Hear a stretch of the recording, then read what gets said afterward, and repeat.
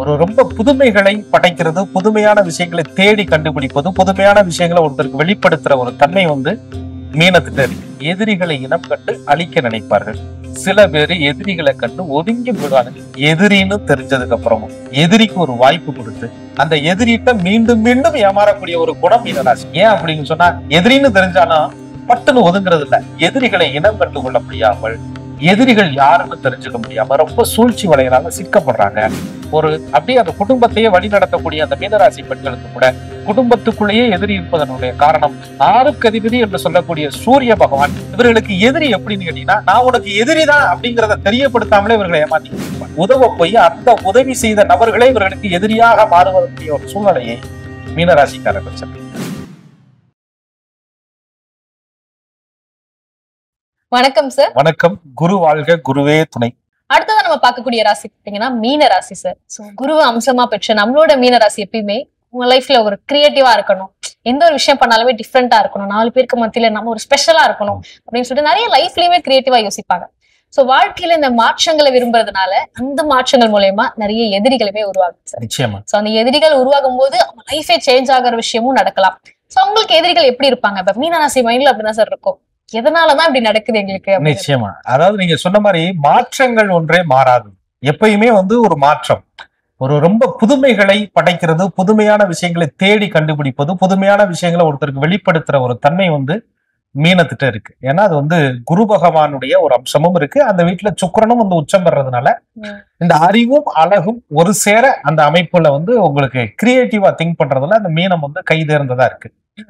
அப்ப இந்த ஒரு விஷயம் இவர்கள் வாழ்க்கையில நிறைய மாற்றங்களை உங்களுக்கு கொடுத்துக்கிட்டே இருக்கும். ஆனா இவங்க பாத்தீங்கன்னு சொன்னா, ஒருத்தரை வேல்யூ பண்றாங்கல்ல, ஒருத்தரை மதிக்கிறாங்கல்ல. சில பேர் பாத்தீங்கன்னா பணம் படைத்தவர்களுக்கும் அதிகாரம் படைத்தவர்களுக்கும் ஒரு மரியாதை, சாதாரண ஆட்களுக்கு ஒரு மரியாதை, இப்படி கொடுப்பவர்களா இருப்பாங்க. வாழ்க்கையில மீனராசிக்காரர்கள் மன்னனாக இருந்தாலும் கூட, கடைநிலை ஆளாக இருந்தாலும் கூட, சாதாரண நபரா இருந்தாலும் கூட ஈக்குவலான ஒரு மரியாதையை கொடுக்க தெரிந்தவர்கள், சமமா நடத்துவாங்க.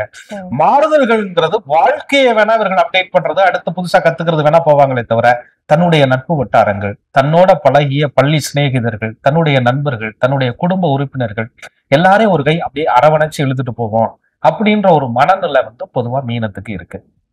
அப்ப இது எதிரிகள் அப்படின்றது எங்க உருவாகுறாங்க, எதிர்ப்பு ஏன் உருவாகுது அப்படின்னு. அப்ப எதிரி இது எல்லாருக்குமே அன்றைய புராணத்துல இருந்து இன்னைக்கு வரையும் எதிரிகள் உருவாகிட்டு தான் இருப்பாங்க, எதிர்ப்புகள் இருந்துகிட்டு தான் இருக்கும். சில பேரு எதிரிகளை இனம் கண்டு அழிக்க நினைப்பார்கள்.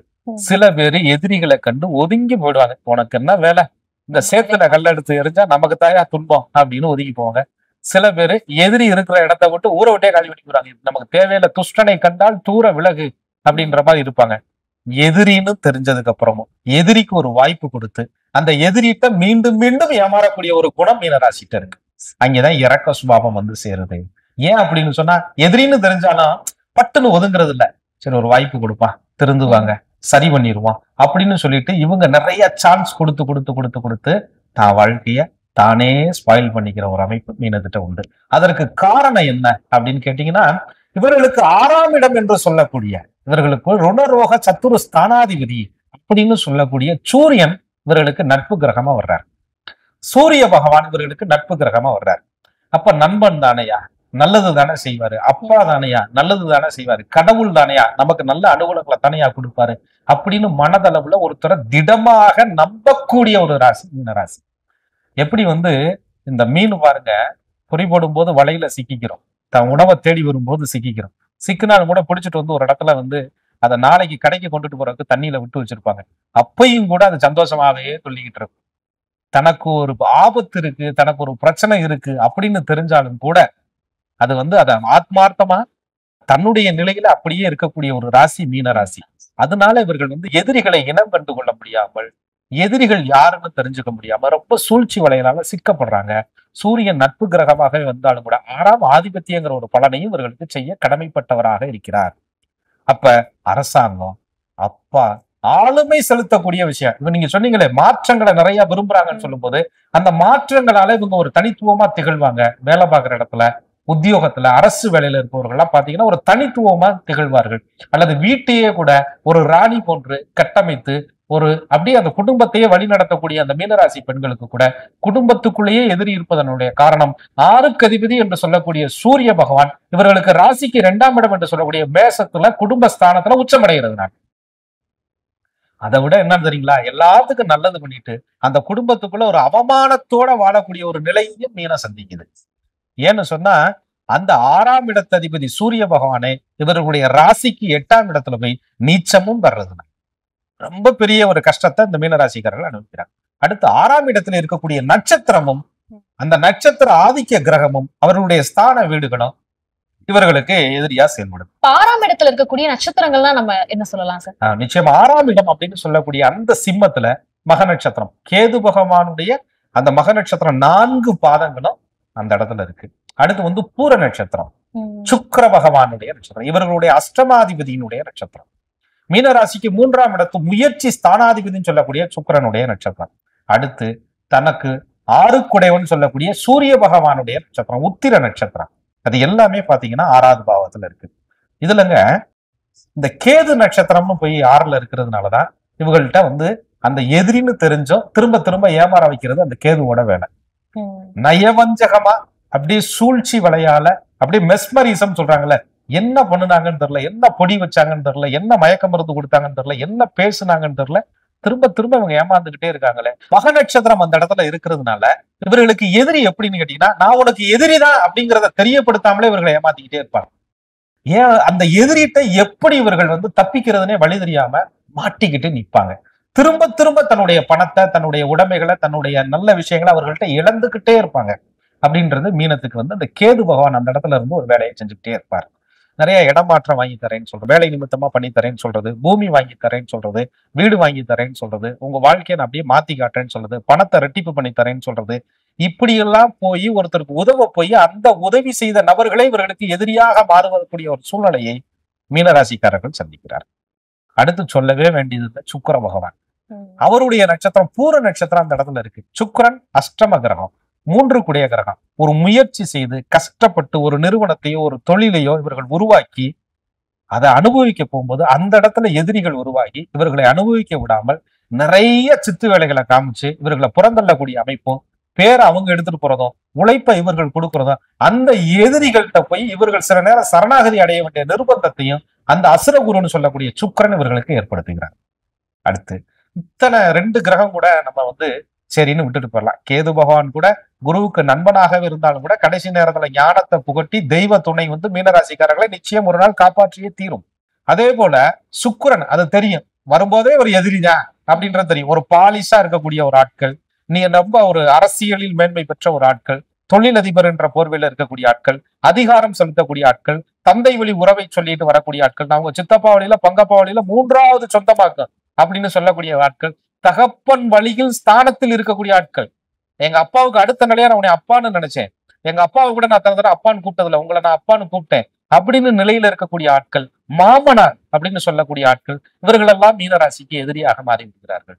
இப்போ மீனராசிக்காரங்களுக்கு பாத்தீங்கன்னா தந்தை, மாமனார், அப்புறம் எந்த ஒரு துறையா இருந்தாலும் முக்கியமா அரசாங்க துறையில இருக்கக்கூடிய அந்த ஆளுமை பதவிகளால பிரச்சனைகள் வருதுன்னு சொன்னோம். சோ அவங்க இப்படி பார்க்கும்போது அந்த ஆளுமை பதவிகள், அந்த ஆளுமை தன்மை இவங்க எல்லாத்தையுமே கொஞ்சம் விலகி இருந்தா இதுல இருந்து அவங்க தப்பிக்கலாமா, இல்ல பொதுவா எந்த மாதிரி பிரச்சனைகள் ஆளுமையில இருந்து வருது சார்? நிச்சயமா, அதாவது இவர்கள் ஆளுமை பண்றவங்கள்ட்ட கூட சில நேரங்கள்ல எதிர்ப்பை சம்பாதிக்கிறது இல்லை. ஆளுமை செலுத்துவது போல் நடிப்பவர்களிடம் எதிர்ப்புகளை அவர்கள் சம்பாதிக்கிறாங்க. போலியான ஒரு ஆட்கள்கிட்ட எதிர்ப்புகளை நிறைய சம்பாதிச்சுக்கிறாங்க. அவங்கள்ட்ட ஃபர்ஸ்ட் ஆரம்பத்துல இவங்க நம்பிடுறது, அவங்கள்ட்ட பணத்தை கொடுத்துறது, அவங்கள்ட்ட ஏதாவது உதவிகள் செய்யுங்கன்னு சொல்லிட்டு ஏதாவது ஒரு உதவிகள் கேட்டுக்கிறது, தன்னுடைய எல்லா பர்சனல் விஷயங்களையும் சில நேரங்கள்ல சொல்லிடுறது, இதெல்லாமே பாத்தீங்கன்னா ஒரு கட்டத்துல இவர்களுக்கு மிகப்பெரிய ஒரு எதிரியாக அவர்கள் உருவாக வேண்டிய சூழ்நிலைகள் இவர்களுக்கு உருவாகுது. அவங்க சூரியனுடைய அம்சம் பெற்றிருக்கிறதுனால, சூரியன்னா என்ன, வெளிச்சம், சூரியன்னா ஒரு ஒளி பிரம்மாண்டம். அவர்களுடைய வாழ்க்கையில இருக்கக்கூடிய எல்லா பிரச்சனைகளையும் அவர்கள் வெளிச்சம் போட்டு காட்டி ஒரு எதிர்ப்பை உருவாக்கி அந்த எதிரியினுடைய டார்ச்சர் உளவியல் ரீதியா அவர்கள் பாதிக்கிற அளவுக்கு மீனராசிக்காரர்கள் அந்த சூரிய பகவானுடைய ஆதிக்கத்தினால எதிர்ப்புகளை சம்பாதிக்க வேண்டிய நிலை வந்து. சோ இவ்வளவு பிரச்சனைகள், அந்த எதிரிகள், அந்த மன ரீதியா நம்ம வந்து ஒரு பாதிப்பு ஏற்படும் போது இதுல இருந்து வெளில வரணும்னு நம்ம நினைக்கிறோம் இல்லையா? அந்த ஒரு தெய்வ வழிபாடு, தாக்கங்கள் எல்லாமே மாறுறதுக்கு என்னென்ன வழிபாடுகள் மேற்கொள்ளலாம்? நிச்சயமா. பொதுவா 6ஆம் அதிபதி அப்படின்னு சொல்லக்கூடிய சூரிய பகவான் சிவபெருமானுடைய அம்சம், அவருடைய ஆதிக்கம் அப்படின்னு சொல்றதுனால சிவ வழிபாடு பிரதோஷ காலங்கள்ல மீனராசிக்காரர்கள் செய்யும் போது எதிரியினுடைய தாக்கம் வந்து படிப்படியா குறைஞ்சிட்டு வருது. அகோர வீரபத்திரரை வழிபாடு செய்வதன் மூலியமாக எதிரிகளுடைய தாக்கத்திலிருந்து வெளியில வரலாம். செல்வ வளத்தையும் இவர்கள் வந்து அதிகப்படுத்தி கொள்ளலாம். அவரை வந்து மானசீகமா நினைத்து வழிபாடு செய்வதன் மூலியமாக எதிரி உருவாகும் போதே தடுத்து நிறுத்தப்படுது. மீனராசிக்காரர்களுக்கு ஆரம்பத்திலேயே அங்கே அடிவேரே அஸ்திவாரமே இவர்களுக்கு சரியாக்கப்படுது அப்படின்னு சொல்லக்கூடிய ஒரு அமைப்பு. சூரிய பகவானுடைய ஆதிக்கம் நிறைந்த நாட்கள், அதாவது வந்து கிருத்திகை, உத்திரம், உத்திராடம் இந்த நட்சத்திர நாட்கள். பொதுவா கார்த்திகை வந்து முருகனுக்குரிய ஒரு நாள். சூரியனுடைய அம்சமே வந்து முருகப்பெருமானுக்கும் சிவபெருமானுக்கும் உரிய நாட்களாக இருக்கிறதுனால அந்த சஷ்டி காலங்களிலே விரதங்கள் இருந்து எதிரிகளுடைய தாக்கங்கள், ஏன்னா மீனம் ராசி வந்து எதிரிகள்கிட்ட எப்பயுமே ஆயுதம் எடுத்தோ அவச்சொல் பேசியோ அதிகாரத்தை செலுத்தியோ ஆணவத்தோட எதிரிகளை அணுகுவது கிடையாது.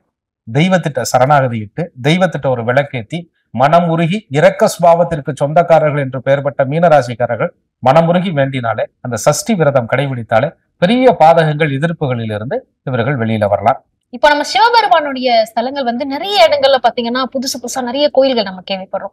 சோ இவங்களுக்கு நம்ம சிவபெருமான் அந்த பிரதோஷ காலம் சொன்னனால சிறப்பான ஸ்தலங்கள் தான் நம்ம என்ன சொல்லலாம்? நிச்சயமா சிவஸ்தலங்கள் புதிதாக அப்படிங்கிறத விட ரொம்ப பழமையான பாடல் பெற்ற ஸ்தலங்களை இப்பதான் நம்ம கிரகிக்கவே ஆரம்பிச்சிருக்கோம் அப்படின்னு சொல்லலாம். நிறைய பாடல்கள் பெற்ற ஸ்தலங்கள், நால்வர்களால், அப்பர் ஞான சம்பந்தர்களால், மாணிக்கவாசக பெருமானால், திருநாவுக்கரசரால் பாடல் பெற்ற ஸ்தலங்கள்னே சிவஸ்தலங்கள் இருக்கும்.